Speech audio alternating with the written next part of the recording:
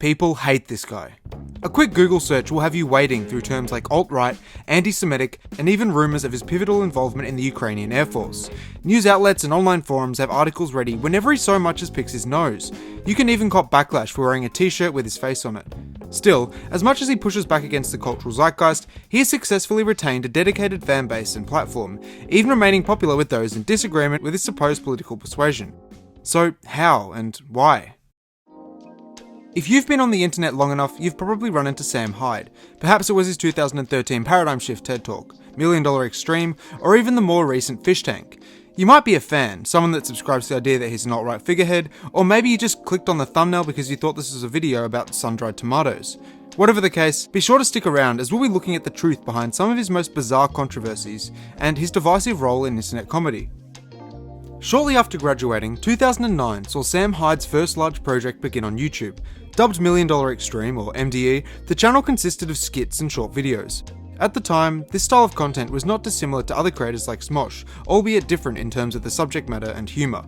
MDE was typically more absurdist, somewhat critical of political correctness, and unafraid to challenge social and cultural boundaries. While a group-run channel, Sam's monologues quickly became a mainstay in their uploads. Another notable aspect of the channel was a number of public pranks done in the early 2010s. The most widely recognised of these, and probably the most entertaining, is Sam Hyde's 2070 Paradigm Shift, where he delivered a TED Talk at Drexel University to a large audience. Fan or not, I seriously recommend checking this thing out. Eventually, Sam Hyde's unique flavour of comedy was picked up by Adult Swim, and the show $1 Million Extreme Presents World Peace was greenlit and put into production. Premiering in August 2016, the show would go on to last for 6 episodes and a single season before its cancellation in December of the same year. The exact reason for its cancellation is multifaceted and still remains somewhat unclear.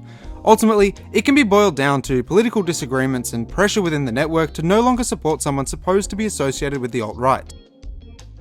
This notion is supported by Sam Hyde's assertion that Tim Heidecker influenced the show's cancellation due to political views and several other outspoken associates of Adult Swim.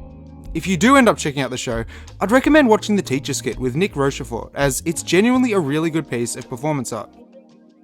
Shortly afterwards in 2017, Sam Hyde would see one of his largest controversies that still follows him to this day. Under his name, $5,000 were donated to the founder of the Daily Stormer, a neo-Nazi website grounded in the alt-right. While his defenders point to the fact that the donation could have simply been someone claiming they were him, which is truthfully a relatively common occurrence, when questioned he didn't at all deny the accusation and stated that $5,000 was nothing to him.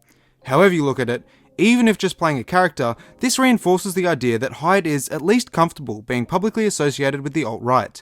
It would have been easier and greater for his mainstream public image to deny it outright and say it was simply another troll using his name. Of course, this event served to fuel his critics, who continue to cite it as evidence against him. This is partly to blame for the recent backlash against Doja Cat, who photographed and posted a selfie with a shirt featuring Sam Hyde. Immediately condemning her, articles would feature the donation at the top of the Hyde shit list, as proof that he was a bad person to associate with in any capacity.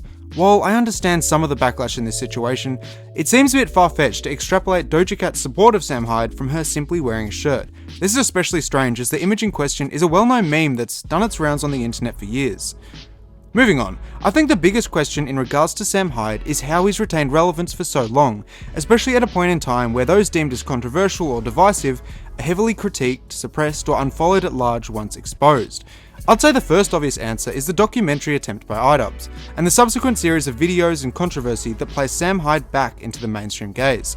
Hyde himself recognises this, and even shows a degree of appreciation towards Idubbbz.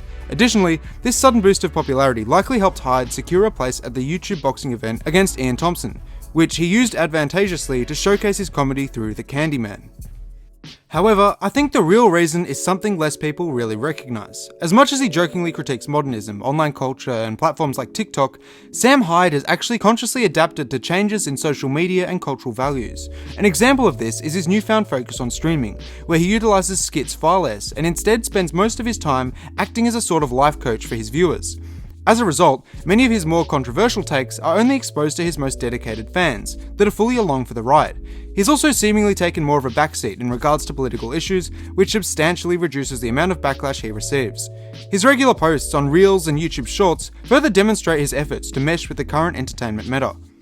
Overall, I think the idea of successful adaptability is exemplified when compared to the current state of Idubbbz. Both creators were, and still are, known for controversy, but only Sam has managed to smoothly integrate his comedy and style into the modern landscape without disavowing it completely. An example of this is Fish Tank, an innovative 24/7 livestream that places Sam in the host position with a number of contestants living in a single house. Structured in a way that makes the guests the main source of content, Sam sets the parameters and guidelines for the show without constantly having to broadcast his own comedic takes to bring in viewers. There is consequently less pressure on him to be edgy, but he can still orchestrate or influence comedic situations that would entertain his own fans. The overarching point here is that Sam has changed his content in a way that allows him to entertain his core audience through live streams with less potential personal censorship, and also appeal to the mainstream through formats like Reels and Shorts. The situation with Idubbbz, however, is a bit different. While he has long since moved away from and criticised the content people knew him for, like content cop and reaction videos, he has seemingly struggled to find a suitable new format that interests him and aligns with his new moral values. For a while, I and a lot of others saw hope in his high-quality documentaries. The premise of getting an in-depth personal look at some of the internet's most infamous characters is fantastic. Full Force, Ice Cream Man, and even Getting Away With It were all really entertaining, regardless of any qualms with Ian's personal input.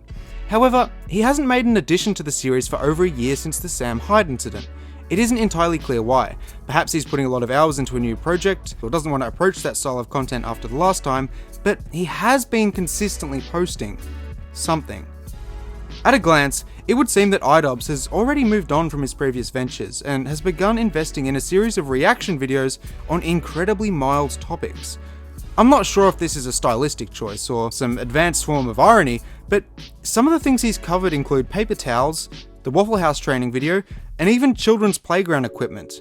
Honestly, these videos somewhat clash with his older forms of content. Where the documentaries felt like an evolution, these feel like a regression and a return to a tried and true formula, but in a way that is held back and limited.